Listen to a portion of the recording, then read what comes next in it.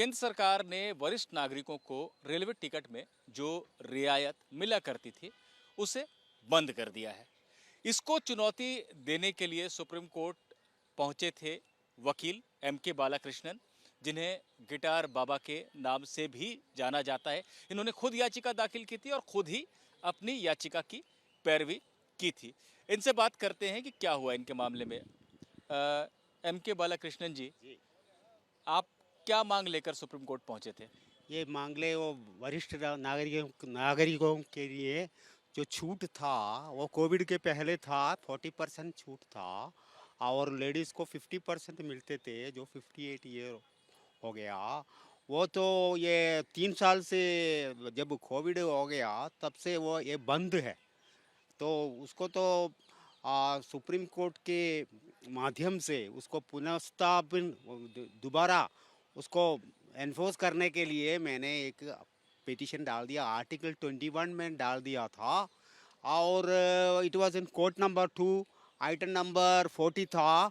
उसमें तो जज अच्छी तरह सुना और मैं तो नोटिस भी भेजा था, द मिनिस्ट्री ऑफ रेलवेज को नोटिस भी भेजा था और उसका रिप्लाई भी आया था और दोनों पढ़ा। पहले तो नोटिस इशू करने के लिए कोर्ट तैयार था, फिर देखने में तो रिप्लाई देख लिया तो उसमें बोल रहा है इतना करोड़ रुपए का ये हो रहा है। वही जानना चाह रहा था कि सुप्रीम कोर्ट ने आपकी जो याचिका थी हाँ जी। उसको सुनने से आखिरकार मना कर दिया, बोला कि हम इस मामले में दखल नहीं देंगे। हाँ, नहीं, फिर बाद में बोला है कि पॉलिसी मैटर है, ये सरकार का पॉलिसी मैटर है, उसमें हम इंटरफियर कर नहीं सकता, ऐसे बोल के डिसमिस किया है। लेकिन सुप्रीम कोर्ट के लिए तो थोड़ा सिंपैथी था ये इशू करने के लिए, लेकिन बाद में मैं बालाकृष्णन साहब, मैं ये जानना चाह रहा हूँ कि आपने जैसा बताया कि आपने पहले रेलवे मंत्रालय के साथ पत्राचार किया था, चिट्ठी लिखी थी, उनसे पूछा था कि आपने ये क्यों हटा दिया और इसको आप कब लागू करेंगे दोबारा। तो उन्होंने कुछ जवाब आपको दिया था कि इसमें इतना करोड़ का नुकसान हुआ है या इस तरह की बात।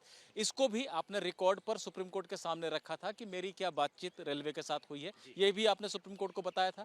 तो रेलवे का जवाब जो आपको मिला था वो क्या कहता है? और उसमें रेलवे का जवाब में ये बोल रहा है कि हम इसको दोबारा एनफोर्स कर नहीं सकता, और डिनाई कर दिया और बोल रहा है इतना करोड़ रुपए से और कोई और दूसरे इसमें तो उसको बेनिफिट की तरफ से कुछ और बोल रहा है।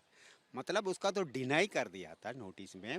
और एक कोर्ट ने बताया है कि ये तो पॉलिसी मैटर है, सरकार का पॉलिसी मैटर है। देन मैं फिर एक जजमेंट, आर्टिकल 21 में एक जजमेंट है, वो जजमेंट पढ़ा के उनको जज को सुनाया, लेकिन he was not convinced. Justice Sanjay Kishan Kaul की अध्यक्षता वाली बेंच थी ये। हाँ जी, कोर्ट नंबर 2 है।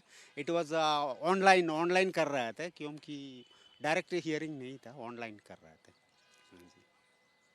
देखिए, एम.के. बालाकृष्णन असल में ये गिटार के साथ भागवत गीता भी प्ले करते हैं, तो इनको गिटार बाबा भी कहा जाता है इंटरनेट की दुनिया में। लेकिन ये वकील भी हैं, पेशे से सुप्रीम कोर्ट के वकील भी हैं और इन्होंने अपनी याचिका दाखिल की थी, खुद पैरवी भी की थी। चूंकि खुद पैरवी कर रहे थे इसलिए आज वकील वाले लिबास में नहीं है ये, लेकिन वकील है। लेकिन इनकी बात को सुप्रीम कोर्ट ने ये कहते हुए सुनने से मना कर दिया कि ये पॉलिसी मैटर है, यानी नीतिगत मामला है, अब सरकार की नीति है, इस पर हम क्या कर सकते हैं।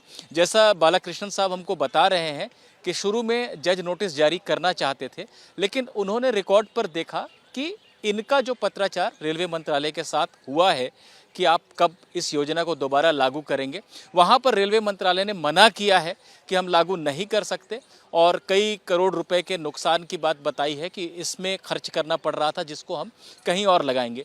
जब सुप्रीम कोर्ट के जस्टिस संजय किशन कौल की अध्यक्षता वाली बेंच ने इस जवाब को देख लिया तो उन्होंने कहा कि ये तो सरकार की पॉलिसी है, आपने सरकार को चिट्ठी लिखी थी, सरकार ने आपको जवाब भी दिया है, अब इस पॉलिसी डिसीजन में हम दखल नहीं देने जा रहे हैं। ये कहते हुए सुप्रीम कोर्ट ने याचिका को सुनने से मना कर दिया। तो वरिष्ठ नागरिकों को जो रेलवे में कंसेशन मिलता था, रियायत मिलती थी टिकट में, वो बहाल नहीं होगी, ऐसा रेलवे ने याचिकाकर्ता को बताया और सुप्रीम कोर्ट ने भी इस मामले को सुनने से, इसमें दखल देने से आज मना कर दिया है।